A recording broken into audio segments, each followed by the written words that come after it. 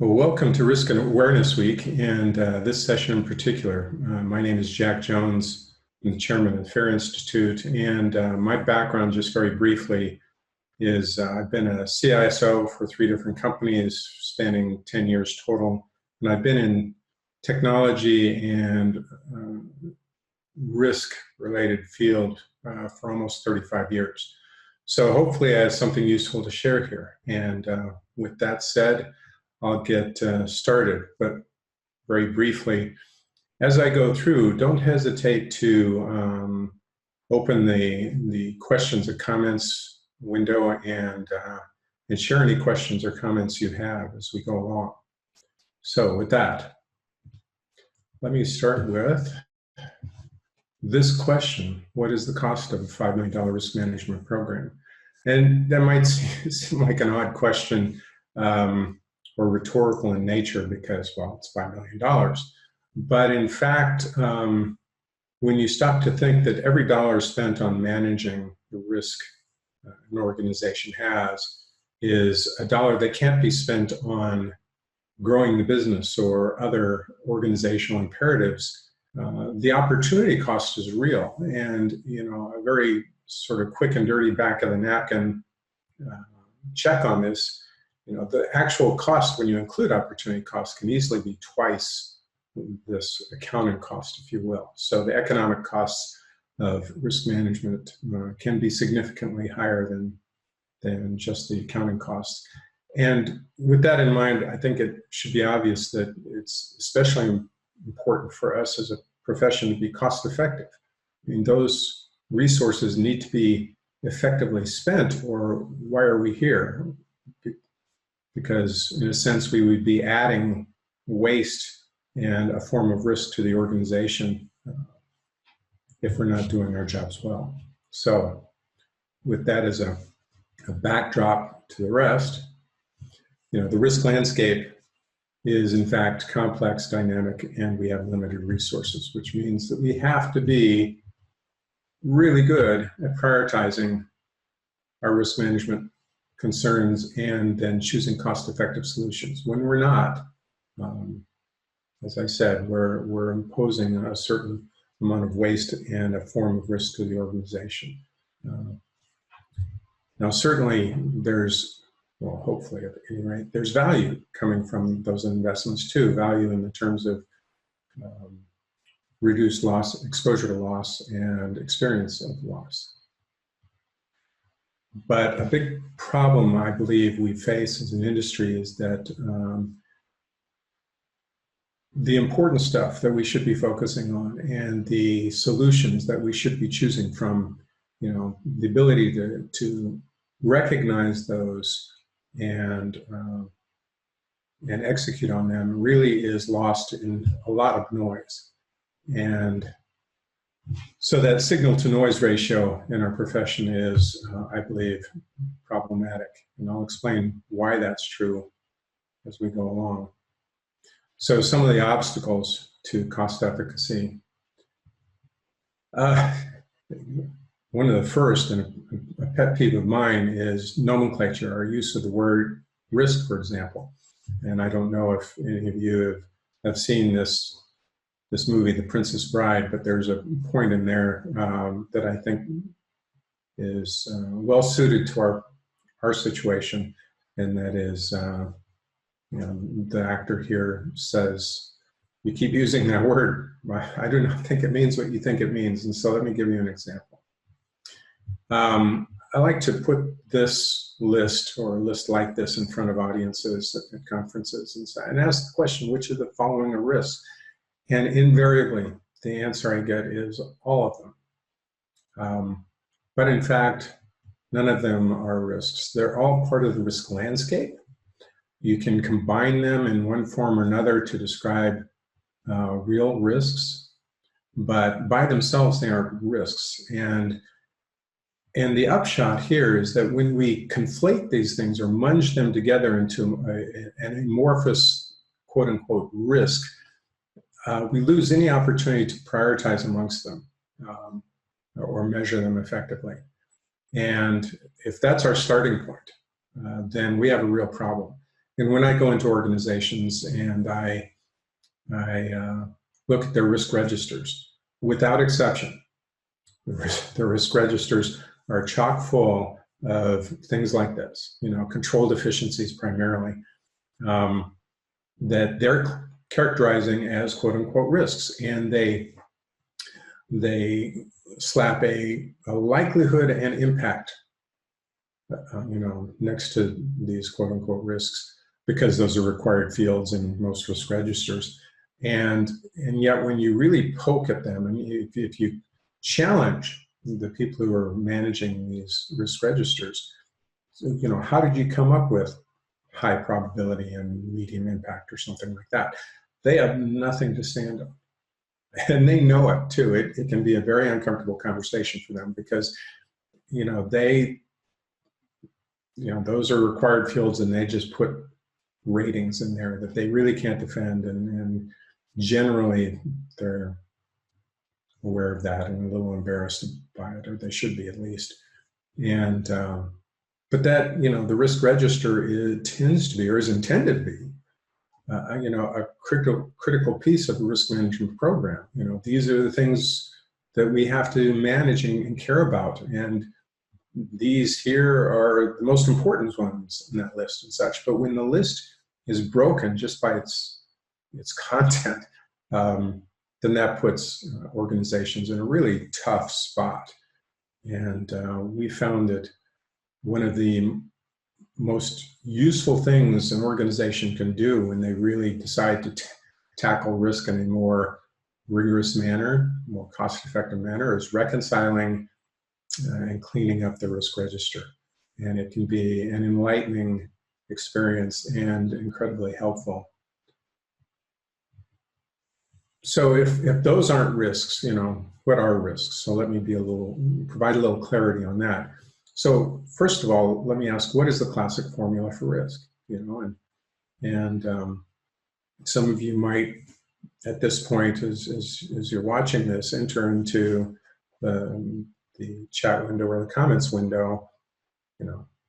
What do you think the classic formula for risk? Well, I'll head you off and say it's generally something like this, right? Likelihood times impact.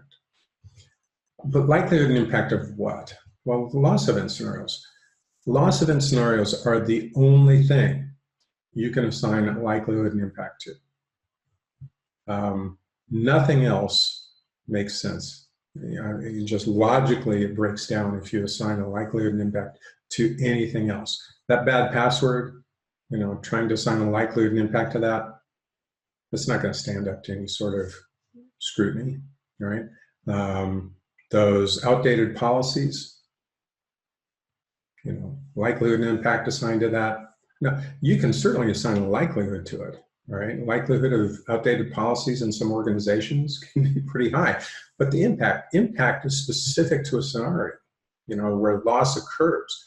And, if you have, as an organization, outdated policies, let's say, there are many scenarios where that might be relevant. And each of those scenarios with its own likelihood of occurring and its own impact. And so to just sort of, assign an amorphous likelihood and impact to that really isn't going to stand up, or it's at least going to be so generalized as to be inactionable. But this is the kind of thing I see over and over again in organizations. So since these aren't loss events, we can't assign likelihood and impact to them. Therefore, we can't prioritize amongst them in any real sense. And we've lost the opportunity to manage them effectively, right? So keep in mind that a loss event scenario, those are the risks we're trying to manage against. I mean, at the end of the day, when you think about what it is we're trying to manage for organizations, it is the frequency and magnitude of loss. And again, these only occur frequency and magnitude of loss event scenarios. So, and I love this quote by W.B. Quine back in the 1930s, because I think it fits our profession, unfortunately, very well today. And he was talking about mathematics at the time, which kind of strikes me as odd when I think about mathematics. But as it turns out, all sciences go through a period early in their development where they have this problem regarding nomenclature, and we do too.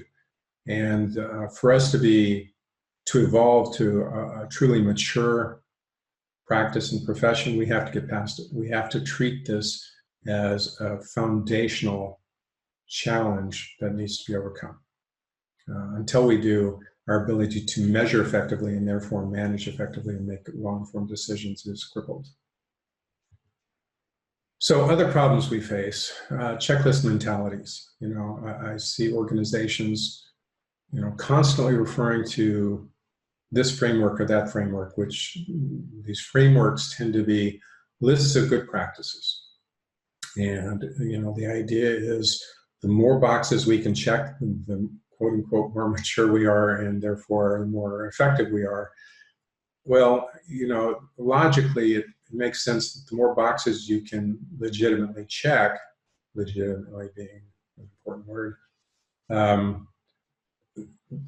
the less risk you're likely to have as an organization. But that's an implied approach to risk management rather than an implicit rather than explicit approach to risk management. In other words, we're assuming, we're making assumptions about, you know, the relevance of the boxes and how many boxes, at what point, you know, have we checked enough boxes? All that's sort of implied and very ambiguous. And it certainly isn't based on explicit measurements. So that is, in my view, a significant challenge for our profession. Over-reliance on best practices, assuming that one control or another, one practice or another, one policy or another is, you know, is what we should have as an organization. And organizations have their own circumstances. And while best practices can be incredibly useful as starting points sometimes, or as sort of a reference to make sure you're not completely off the rails, to think that, you know, they are going to be the most cost-effective approach for your organization is a little bit delusional in my mind. So, you know, leverage best practices as a reference, wonderful. But if you want to live up to your obligation as a professional to help your organization be cost-effective in its practices, you know, please do not believe that best practices are in fact always going to be appropriate or the most appropriate choice for your organization. And then oversimplified models, and I see a lot of this out there where, you know, people you know, are looking for the easy button, and there is no easy button for risk measurement and risk management. I'm sorry, it's a complex problem space. We need to not overcomplicate them, you know, try to find that balance where our approach is effective, but is not oversimplified or overcomplicated. And that's really challenging, but it's incredibly important. You know, the oversimplified models I see in our profession tend to misinform and can lead us down very unfortunate paths and lead to very unfortunate decision making. And so this is something I think we have to be really cautious about. And I'll share a little bit more about that as we go along. And certainly, as you know, if you have questions about what models or examples I can provide, I'll provide some, but certainly I can follow up if you have questions. Well, this is one of my favorites, quote unquote, examples is, math on ordinal scales. Ordinal scales are not quantitative, right? Nobody I know of would be comfortable with this equation, red times green divided by yellow. That's ridiculous, you know. And I can't imagine someone going in front of a board or, you know, other real decision maker with this equation and the results from it, right? But we do that all the time in our profession when we exchange those colors or words with 1, 2, and 3, and we think that it stands up somehow, but it doesn't. You know, those numbers 1, 2, and 3 are just labels in the same way that red, yellow, and green are labels. They are not numeric quantities. And if you can't answer the kinds of questions I have here, right? How much more risk does the highest high represent than the lowest high, or the lowest high than the highest medium? You know, if you can't answer how much risk is there in aggregate, or what the unit of measure is, then the idea of doing math on this is, let's just say, problematic. I would go so far as to say indefensible, but it's the kind of thing we see all the time in our profession. I mean, see it in spreadsheets constantly, and even some tools out there. I mean, there are tools that claim to be quantifying risk or cyber risk that are based entirely on ordinal, math on ordinal measurements. Those of you in the information security profession, who are familiar with CVSS, the Common Vulnerability Scoring System, that is entirely math on ordinal scales, and worse than that, it's 10 levels. And so they're introducing false precision by having 10 levels versus, say, 3 in their ordinal scales, and they're doing math and presenting results to 2 decimal points of precision, which is absurd. It's just absurd. And there are other problems with it as well, but that's an example of where we've taken this notion of trying to measure something, and we apply math and methods that clearly aren't being applied appropriately or effectively, and resulting in just really unfortunate decision and a lot of noise. Back to that signal to noise ratio problem that I mentioned before. So we have to be able to answer questions like these. If we can't answer these questions, we have no business doing math on it. I'm sorry. But it's the kind of thing that, again, I would say introduces poor decision-making, hamstrings our decision-making in our profession. So here's another example, just briefly, this video of these race cars. Watch this for a second. And should stop now. Now, how fast are they going qualitatively? So, you're welcome to enter, a response in the comments or chat window. And I'll give you a second to do that. But when I present this at conferences and elicit a response from the audience, invariably the answer is, well, fast. Okay, so they're going fast. Now let's look at that as the answer. Is their fast the same as mine? I'm thinking minivan fast. Are they thinking, Formula One racing car fast? I mean, those are 2 different things entirely. What's their formula for speed? Is it the same as mine? I mean, now speed we learned in grammar school, right? The formula for that. But when it comes to risk, a lot of people's mental calculus may be different from one another. Which car am I referring to? The slowest, the fastest? I'm looking for an average for all of them. Which part of the track? Because as you saw, if you were paying attention, they're going much slower through the corners than the straightaways. So which part am I talking about? Or am I looking for an average, etc.? And what I find fascinating is when you ask someone to measure something qualitatively, these are the kinds of details they don't even stop to think about. They will give you an answer fast. They will give you an answer when they haven't even clearly defined what it is they're measuring, right? Qualitative measurement lets you get away with that. Now, if I had asked you to estimate the speed of these cars quantitatively, you would have had to ask and answer these questions. Before you could give me an answer you would stand behind, right?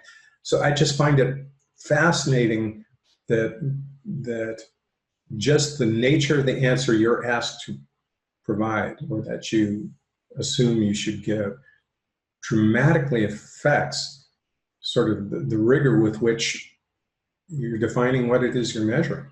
And it's one of the biggest problems with qualitative measurements is it allows you to be incredibly sloppy and not only imprecise but inaccurate as a result. So this is a significant problem we face with qualitative measurements is the fact of specificity in what it is we're measuring. So, when you're measuring speed, there are three elements. We need to know the scope of what's being measured, which cars, which part of the track, which laps, etc. We need to know, we have to have an analytic model. We need to know what data we're going to be looking for and how we're going to apply that formulaically. And then we need the data, right? And we need all three of those in order to measure speed, right? With any sort of reliability. Well, risk is the same thing. We need to know the scope of what's being measured, what assets, what threats, which controls are relevant, what type of event is it? Is it an outage? Is it a breach? Is it a fraud event? Is it, non-compliance with some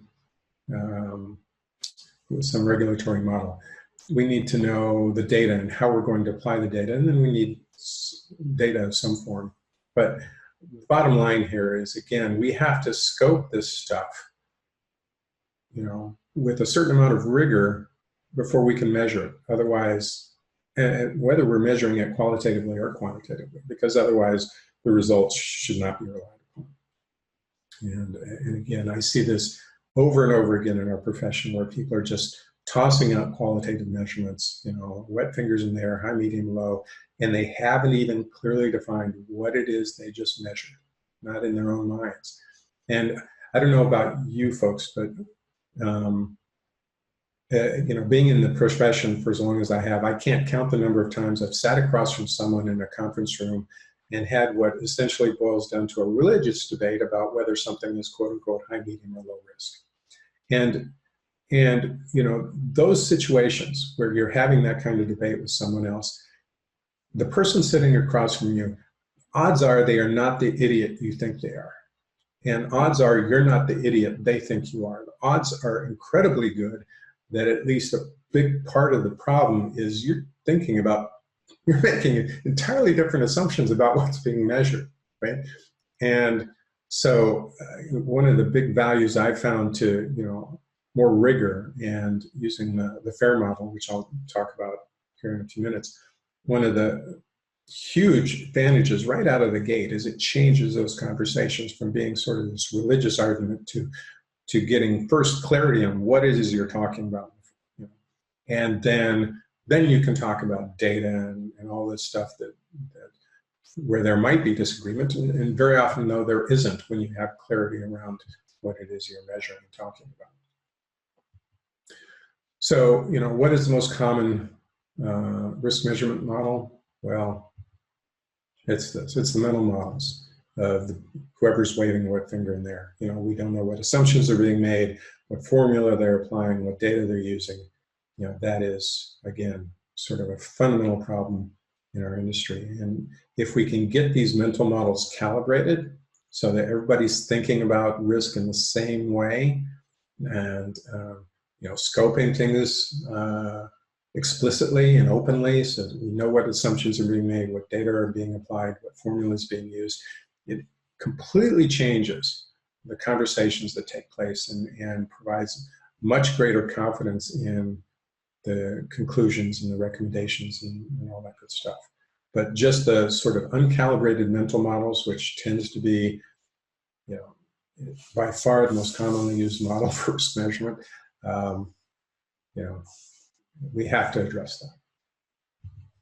And so another significant problem is some of the models that are out there are broken in really material ways. Now, all models have their limitations and constraints. We know that, right? But they shouldn't violate fundamental laws of probability or analysis or mathematical principles and these sorts of things.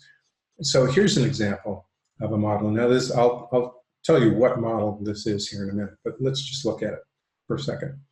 You know, at the top, what we're trying to measure is the overall likelihood of loss. Now, this is just the likelihood component. There's a different part of the model that deals with impact. We won't be talking about that. Let's just focus on this first part of the model that deals with the likelihood component. And we have, on the vertical side, we have the likelihood of an attack occurring from very high to very low. And then across the bottom, the likelihood of attack success, right? Again, from very low to very high. And so with this as sort of framework, this box over here, what do we think would be the value in that box, right? It will be a qualitative value from very low to very high. What do we think that would be? Now, when I put this in front of audiences, the answer I almost invariably get, not 100% of the time, but very close to 100% of the time, the answer I get is high, right? So essentially they're saying, well, moderate likelihood of an attack and a very high likelihood of attack success, well, we'll just kind of average that and say high. But, and that is in fact what is in this model. But if we think about it, let's think about what we mean by moderate. Let's just put a number in there, you know, say 50%.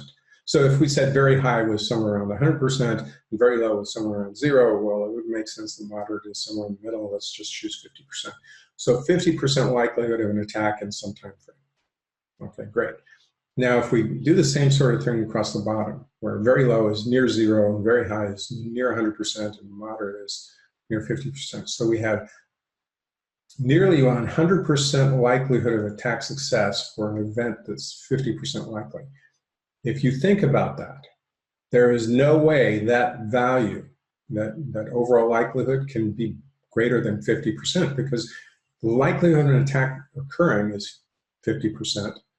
If we say that every time that occurs, 100% of the time, it's going to be successful, it's still only moderate, right? So they've overshot here. The value they have here is incorrect. It is higher than it should be. That value in that box should be moderate, not high, all right? So in fact, think about it this way.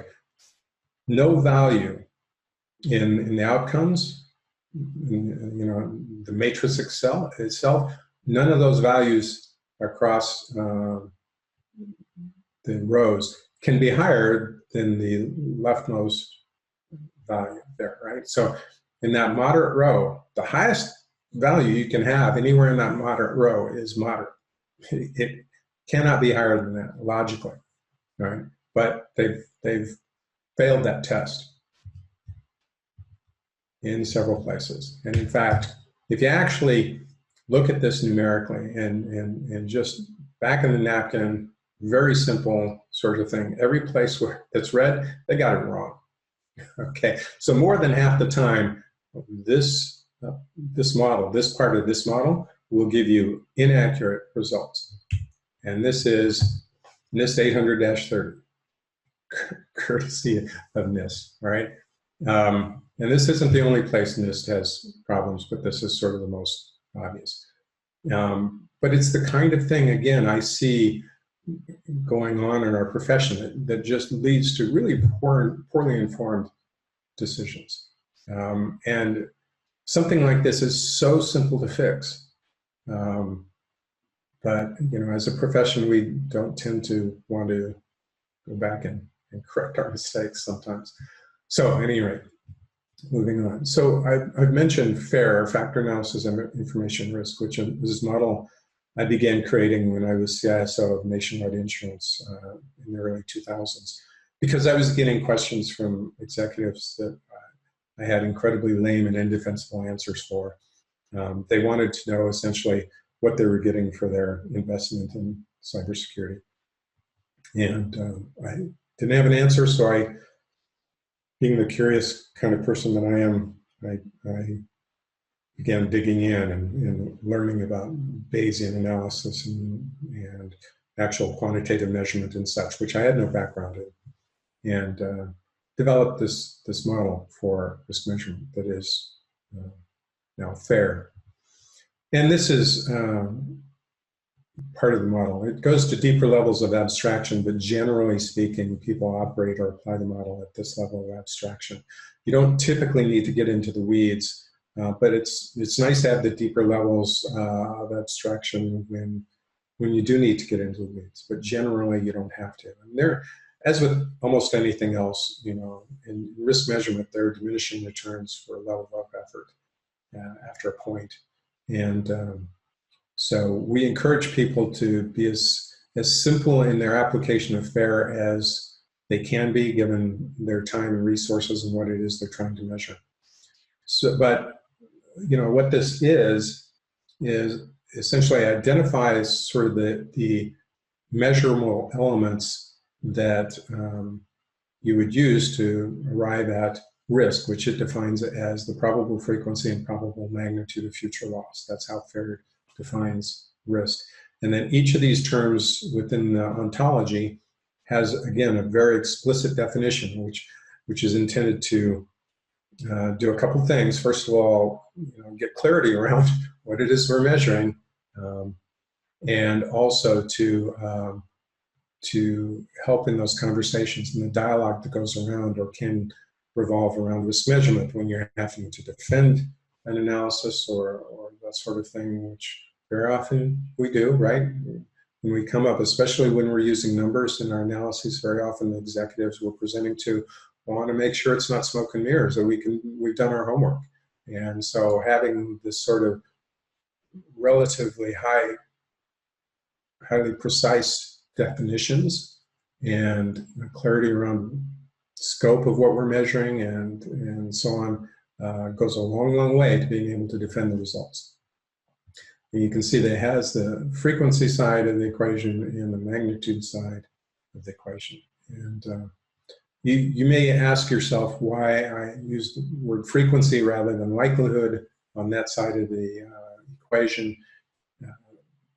The idea is likelihood has some limitations. First of all, likelihood is somewhere between 0 and 100%, right? So if something could occur more than once, likelihood isn't really a good fit because you can't clearly differentiate something that would happen once, very, you know, highly likely of happening once from highly likely of happening multiple times. Likelihood's a little limited there. So frequency is a better choice there. Likelihood also is pretty much meaningless unless you provide a time frame reference. Now, likelihood in what time frame, this week, this month, in my lifetime, which some people forget about when they're using likelihood, and so their estimates and their measurements tend to be problematic in that sense. Whereas frequency sort of demands that you have a time scale. But on the other hand, frequency has a limitation as well, and that is you wouldn't use frequency for an event that could only happen once. We're not going to talk about the frequency of our sun turning into a white dwarf star because that's only going to happen once. That would be a probability statement. But generally speaking, in risk measurement, I find frequency to be a more useful measurement than likelihood. That's not always the case. You just have to be aware of the limitations of both and the value of both. One other thing I'll point out here that makes FAIR different from other approaches I've seen is the secondary risk on the far right side, which you can think of as fallout, right? So when a loss event occurs, you have losses that occur directly as a result of the event, and then you have fallout.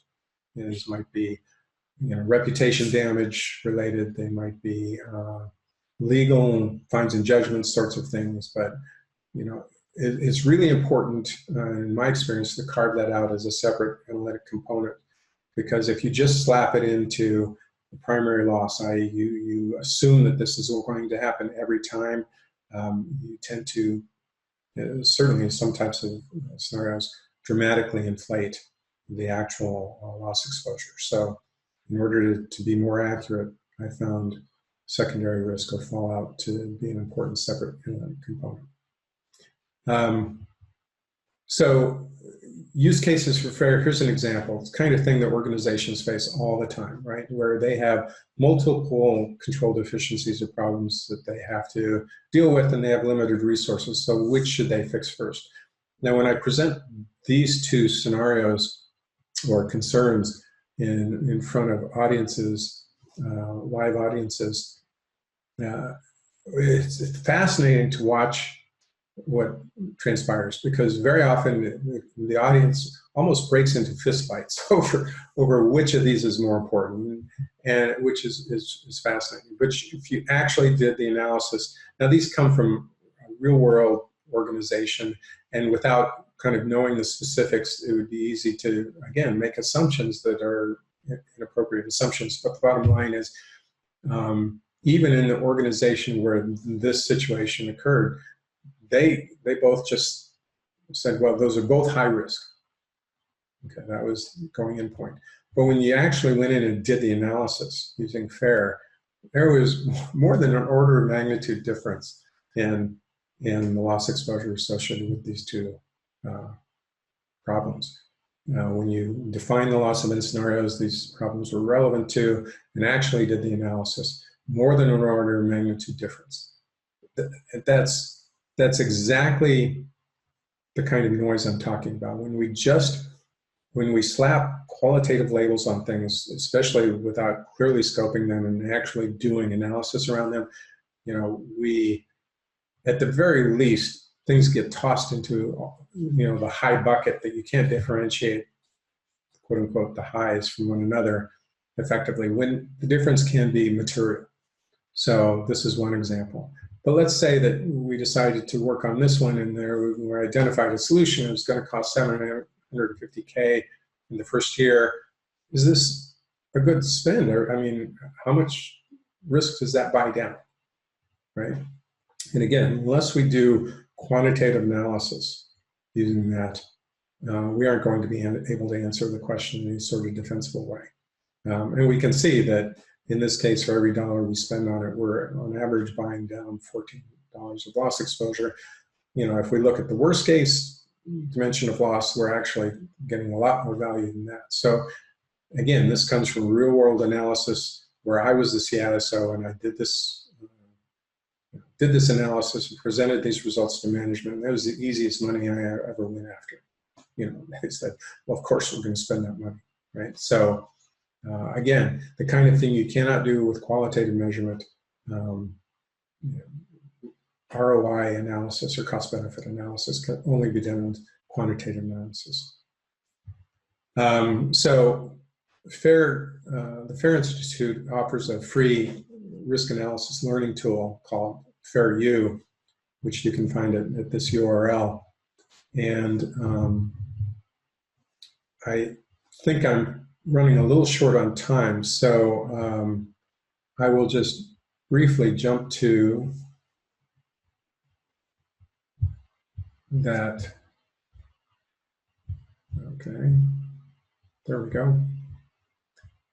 Here's what the tool looks like. You'll see that it has the ontology, and you can go into the tool and enter values as essentially minimums, maximums, and most likelies. Essentially, it's a PERT distribution, which is generally what's suggested for subject matter expert values. Now, if you have tons of data where you can, or sort of the nature of the data for any of these parameters is best represented by, I don't know, a log normal or some other distribution type, wonderful, you can do that. But FAIR-U assumes that because it's a learning tool, that you're working from subject matter expert estimates. And so it operates from this minimum, maximum, most likely. So it forms a PERT distribution and a beta PERT distribution, and then does monte-carlo under the covers, but essentially giving you results that look like this. All right, so gives you, because the outcomes are, there's uncertainty in the inputs, there's going to be uncertainty in the outputs, and it gives you a way to relatively simply do quantitative measurement around loss event scenarios. Now, this tool assumes that you understand what these different parameters are, what threat event frequency is, and vulnerability, how it treats that and such. So if you go in there without sort of understanding what the parameters mean, and there's help and there are resources available to you to learn about that. But once you understand what the parameters are, again, this can be a very simple way to sort of kick the tires on this kind of quantitative analysis. So the advantages to FAIR, again, it normalizes terminology and mental models, which I've found to be a huge advantage. I mean, just that, by normalizing mental models and getting people to scope clearly, and even just doing qualitative measurement using FAIR. One organization I worked in reduced by an order of magnitude the number of quote-unquote high-risk issues it had in its risk register, just by sort of normalizing terminology and mental models and clearly scoping what they're measuring. They got rid of just a ton of noise, helped them really focus far more effectively on the things that really mattered. Provides a framework for critical thinking. You're less likely to make really unfortunate errors. It allows you to make a more effective use of whatever data are available. And this is a really important point. I mean, a lot of people say, I can't do quantitative measurement because I don't have enough data.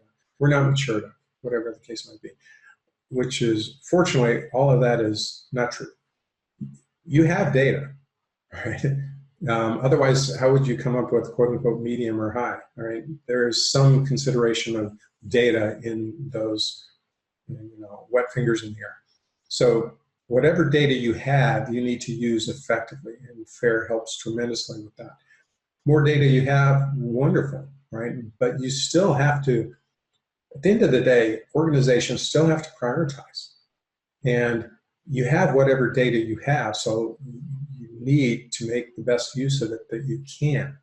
And again, clear scoping and the use of a model like FAIR allows you to be far more effective in using whatever data you have. Don't let this notion of we don't have enough data to do quantitative analysis.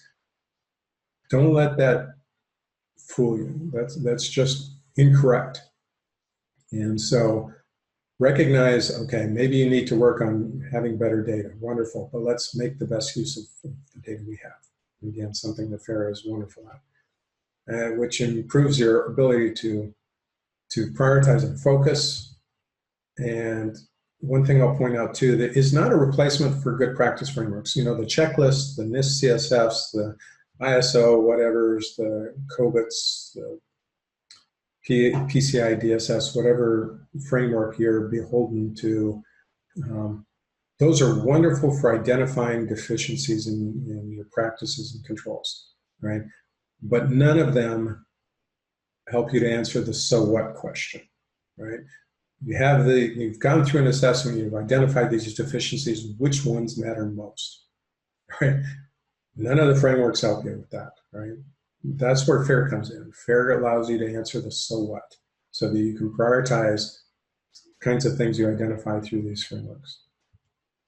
And FAIR is a non-proprietary international standard. The Open Group has adopted it, and they have their Open FAIR standard. They have professional certification around it. They have lots of resources and such out there, so I encourage you to look into that. But these are the advantages that FAIR provides. At the end of the day, cost-effective risk management really isn't optional. I always said, as a CISO or as a risk management professional, my job was not to help the organization manage risk. My job was to help the organization manage risk cost-effectively. I have an obligation, as a steward of resources, I have an obligation to do this. And the only way I've found to be able to do this in a defensible manner is through good quantitative analysis. The issues preventing our profession from being cost-effective are foundational in nature. They begin with imprecise and poorly thought through nomenclature. I mean, you go out to the glossaries out there, and some organizations seem to think that many definitions definitions for risk are fine. It's like, not if we want to be effective. You know, we have to choose definitions. We have to define definitions that are precise in nature and are defensible, right? So there are precise definitions for risk or for threat or for vulnerability out there that if you really dig into them, don't make any sense whatsoever. So it isn't just a matter of precision. It's actually really thinking through the terms in the context of what it is we're trying to solve. And there's a difference. So, but this is something we as a profession have to solve. Slavish adherence, best practices and checklists. Again, part of the problem with this is not just sort of the inherent limitations of best practices and checklists. It's the fact that this atrophies critical thinking. You know, the more we, align ourselves to and limit ourselves to these things, best practices and checklists, the less we're using critical thinking. And those muscles will absolutely atrophy. I mean, one of the great things about our profession is the intelligence of the people who are our colleagues. But if as a profession, we are systematically atrophying our critical thinking skills by aligning to best practices and checklists, we are doing ourselves and our stakeholders a huge disservice, and we aren't, in fact, being the profession we can and should be. Which is really leads us back to our ability to measure effectively, which is foundational to being able to prioritize effectively or choose cost-effective solutions. So, and FAIR provides a foundation to address these issues. So that is sort of the bottom line for me is we have to overcome these foundational issues. FAIR has proven to be an effective way to deal with that. And so for the FAIR Institute is a nonprofit organization out there that has been created to build a community of experts around better risk measurement and management.